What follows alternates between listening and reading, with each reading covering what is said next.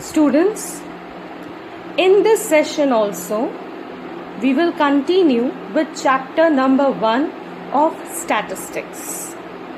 Our today's topic is primary data and secondary data. First, we move on to the meaning of primary data.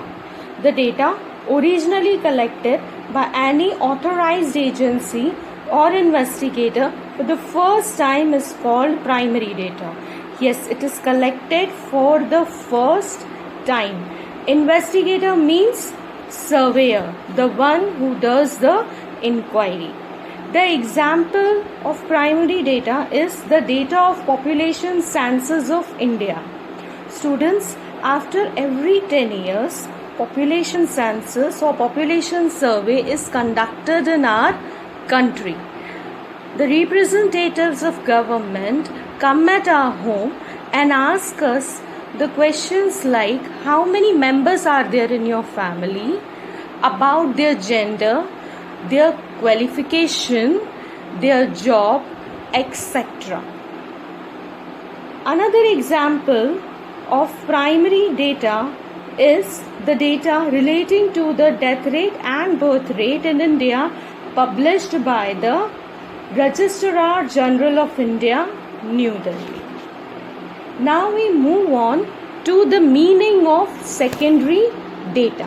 Secondary data is when an investigator or agency uses the data already collected by any other agency or investigator, then such data becomes secondary data for the users.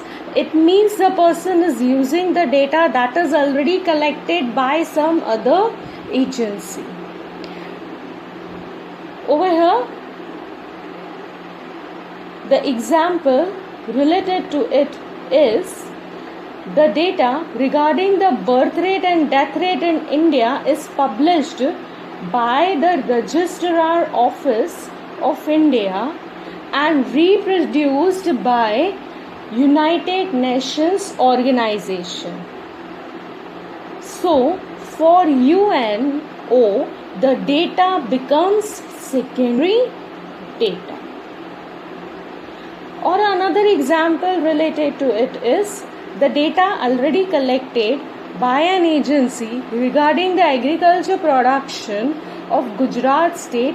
Later, if it is used by any research student, then for that research student, this kind of data becomes secondary data. I hope I am clear to you people. Now we move on to the difference between primary data and secondary data. Very first difference is related to originality. Primary data is obtained for the first time, so it is original. Whereas secondary data is not original because it is used by the person, collected by some other person and used by some other person. It is reused, we can say. The second is primary data are collected from the units under inquiry, whereas secondary data are obtained from the primary data. Yes, in order to collect the primary data, we need to study all the units under inquiry, whereas in secondary data, we already use the primary data. The third one is primary data are usually in raw form. Raw form over here means there is no classification done in it. There is no tabulation done in it. Whereas secondary data is already in a tabulated and classified form. The fourth one is related to money, time and energy. Now in order to collect primary data, we need large amount of money, time and energy. Now, I give you the example of population census. In that, the representatives of government have to go at each and every place to collect the data. So obviously it takes time. Whereas if same data, if I am taking from the government authority, then obviously the time, money and energy will be comparatively less used. The fifth and last difference is reliability. Primary data is more reliable in comparison to secondary data. Students, now we'll start with our next topic, that is methods of collecting primary data. There are many methods of collecting primary data. Commonly used methods are direct inquiry, indirect inquiry, inquiry by telephone or email, method of questionnaire, inquiry by local news reporters. But we shall study the three methods, that is direct inquiry, indirect inquiry and method of questionnaire. So very first we will start with direct inquiry. In this method, an investigator himself or an enumerator appointed by him visits personally to the field and collects the necessary information. Enumerator means who collects the data by visiting the individuals. So, to be very simple and easy, the example of it is, if I want to know the result of X student, then I'll directly ask that person about the result. The simple example of primary data. Over here we have example that says a person interested in knowing the health status of students of municipality schools of Ahmedabad city personally meets the students of municipality schools and asks question pertaining, that is related to their health, and collects the necessary information given by them. Now we move on to the advantages. The data collected is accurate and reliable as I am directly asking the person.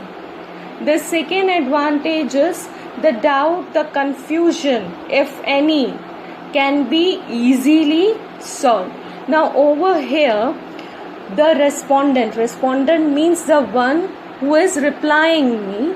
Enumerator, I already explained you the meaning of it. The one who collects the data by visiting the individuals are face to face. So if the respondent is having any doubt, any question, any confusion in his mind, can be easily explained by the enumerator. Third advantage is related to the supplementary information. Now sometimes the enumerator is able to get the extra information. So this extra information will be helpful to him while interpreting, while analyzing the results. Fourth advantage is this method is much better when the field of inquiry is limited. When I am supposed to talk to only few students, say 20 to 25 students, I am supposed to ask their result. So the field of inquiry is over here very limited. So the results will also be better. The last advantage over here is sometimes when the respondent is unwilling, not interested to give the particular type of information, then the enumerator can get such information indirectly by asking him supplementary questions, that is by asking him extra questions, and also assurance can be given to him that the information will not be leaked, it will not be misused. Now we move on to the disadvantages. This method requires more time, more number of enumerators when the field of inquiry is very wide. Now suppose students, I am supposed to ask about the result of say 400 or 500 students, then obviously it will take more time and more energy. The second disadvantage is this method is more expensive. This is much expensive method as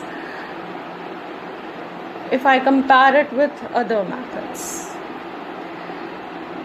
The third disadvantage is the information collected by this method may be less reliable if the enumerator is untrained. Yes, the enumerator should be given proper training, how to talk, how to ask the questions, how to ask the extra questions, how to assure the respondent. If he is untrained, then obviously the information by him will not be reliable. Students, now we will start with indirect inquiry. Meaning, in any of the following situations, the investigator contacts an organization or a person capable of conducting inquiries and gets relevant information from such organization or a person. Now, there are certain circumstances, certain situations where investigator contacts an organization or a efficient person who conducts the inquiries and he is able to get the relevant information. So, very first circumstance is when the direct source does not exist. Second, when the field of inquiry is very large and there is lack of time for personal contact with the respondent. It means over here when I know that I won't be able to contact the person personally and the field of inquiry is very large. There is lack of time over here. So in such condition also indirect inquiry is undertaken. Third one is when the information to be obtained is complex. Complex means tough, difficult, when I want to get a difficult information. Fourth is when the cost associated with direct inquiry is unbearable. It means when the cost of direct inquiry is unbearable, when the organization is unable to pay the expenses of direct inquiry. The method of collecting information in such a way is called indirect inquiry. In this method, the information is obtained with the help of third party instead of enumerators. Now, I'll explain you this with example. First, I'll go for direct inquiries example and then for indirect inquiries example. Now, direct inquiry, say for example, a person wants to collect the data about the condition of farmers of Sanand Taluka of Ahmedabad district.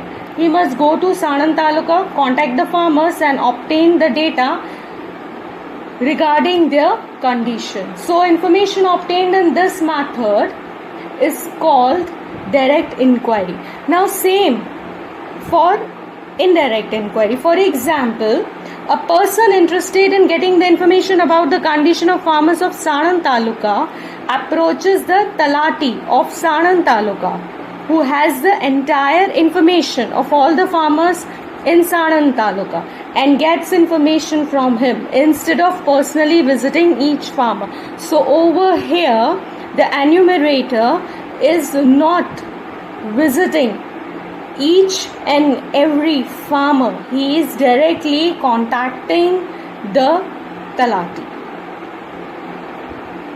Now we move on to the advantages of it. Our very first advantage is this method is most suitable when the field of inquiry is very wide, when the field of inquiry is large, when more people are included in the inquiry, then this type of inquiry is suitable. The second one is when the respondent associated with the inquiry is not willing to give the information, is not interested in giving the information, then this is only useful method to collect the information. Third is it involves less cost, time and energy as compared to direct inquiry method. Yes, over here, as in the example, instead of contacting each and every farmer, I will directly contact one person, that is Talati. So over here, my time, energy and cost are saved. Fourth advantage is this method is very much useful for various departments of government to collect various types of information. Yes, this method is used by many different departments of government. Now we move on to the disadvantages. When individual or organization associated with the task of providing information have any prejudices or a biased attitude, means partial attitude, then obviously the information will become less reliable. It means the enumerator, the individual, if is having prejudices, then the information will be less reliable. Second disadvantage is the method becomes useless when third party from whom the information is obtained is dishonest, inefficient or unable to provide the correct information. It means from the person whom I want to get the information is not honest, is incapable, then obviously the information will not be correct. Students, that's it in today's session. We'll continue with the same chapter in our next session. Till that time, take care of yourself. Thank you.